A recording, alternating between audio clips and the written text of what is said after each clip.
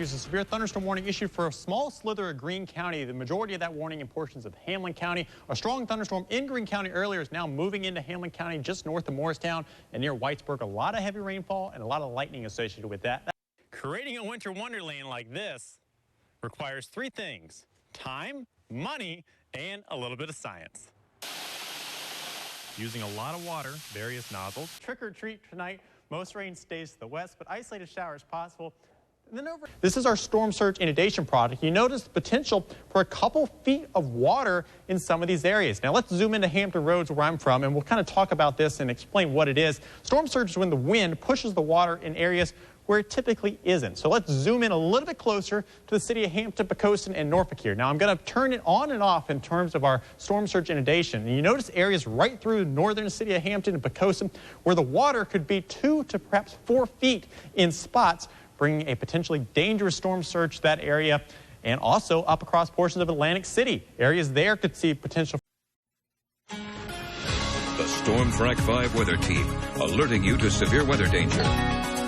A little bit damp out of BMS this morning, but that can't get race fans' spirits down too much. Lots of fans out braving the rain yesterday and lots more coming back today. So what's your forecast for this afternoon? Well, you notice we're starting off with a little bit of fog around BMS this morning, looking a little bit damp as well. But you do notice a few spotty breaks in the clouds as well.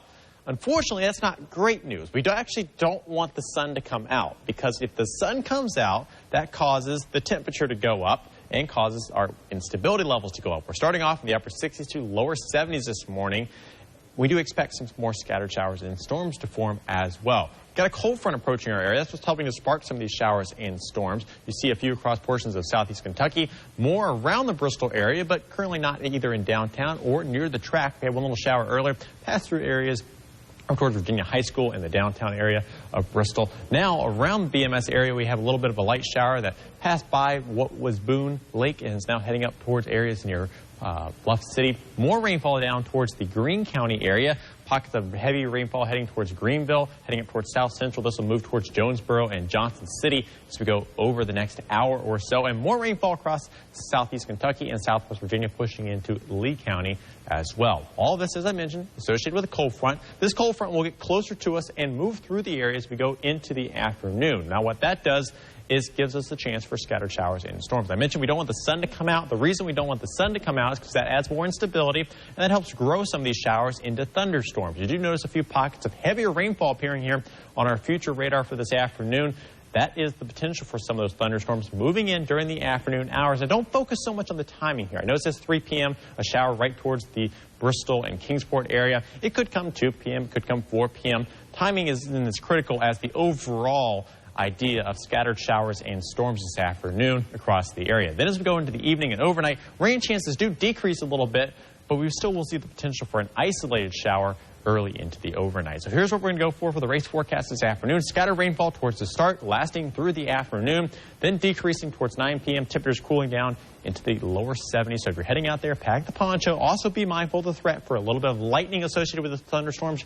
You don't want to be in the metal grandstands if a thunderstorm approaches. Elsewhere across the region this afternoon, you're going to be dealing with the same stuff we are at the racetrack: scattered showers and storms. Temperatures generally lower 80s for the metro area, 83 in Greenville, 79 in Lebanon. We'll go mid-70s towards Boone, Jefferson, 78 in Mountain City, and checking in around 76 for our friends out in Norton, and 80 in Grundy, 80 in Clintwood, 81 in Jonesville, and some upper 70s across southeast Kentucky. Temperatures tonight cooling down generally into the upper 50s to lower 60s, partly cloudy skies, an isolated shower early.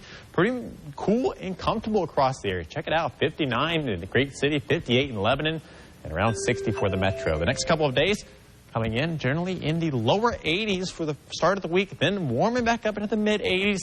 And then we're back towards the 90s as we head later into the work week with scattered showers and storms. Coming back into that forecast, we head towards Friday and Saturday. Right now, we're keeping it around 30%. We may have to up those rain chances just a little bit. But if you are heading out to the track today and want to stay updated on the forecast, you can always use our Storm Track 5 mobile app, the latest radar.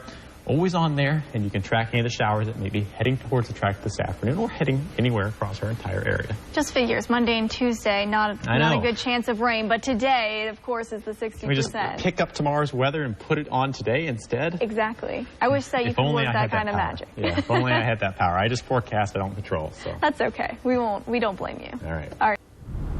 Just a short drive from our area is a city that's a motorsports mecca. Welcome to Charlotte, North Carolina, or as locals call it, the Queen City. Charlotte is home to a lot of entertainment, family fun, and a lot of NASCAR business. Most NASCAR teams are headquartered in the greater Charlotte area, and many of these teams allow visitors the ability to tour their facilities. Hendrick Motorsports allows visitors to come on its 140-acre campus and see some of the research, design, and construction of race cars. Pat Perkins is Vice President of Marketing at Hendrick. It's free of charge to get in here. We don't charge any admission, and it's a great way to spend a couple hours out of the day and get a great history on the Hendrick organization and also see, real-life preparation taking place. The visitors complex is comprised of a museum, store, and 2 team shops. One of the cool things about checking out the team shops at Hendrick is how close you can get to the action. You can see teams working on the cars and preparing them for the next race right from the team shops. Current and former drivers are represented at the complex, including Jeff Gordon, Terry Labonte, and Mark Martin. The center is located on the east side of Charlotte, near the Speedway, very close to another team. Welcome to Roush Fenway Racing, home of Xfinity and Sprint Cup teams, including Greg Biffle, Ricky Stenhouse Jr., and Chris Buescher. Inside the complex, you'll find both history and current progress. We've got some great displays here at the Roush Fenway Racing Museum. We've got opportunities that the fans can interact with some of our sponsors and partners. They can also check out the history of our sport as well as what Jack has accomplished throughout the years. We've got memorabilia from different drivers, from Jack, from wrecks, and from successes. You can even test your driving skills on a simulator. I was doing pretty well until that wall appeared. Roush Fenway Racing is open Monday through Friday, 8 a.m. to 5 p.m. Hendrick is open Monday through Friday, 10 to 5, with Saturday hours of 10 to 3 p.m. Hours may vary on holidays and on Charlotte race weeks. While the team museums offer a look into the history of the individual teams, Charlotte is also home to a place where you can see years of NASCAR history all in one place. We'll take you to the NASCAR Hall of Fame on our next weekend drive. For News 5 on a weekend drive, I'm meteorologist Ricky Matthews.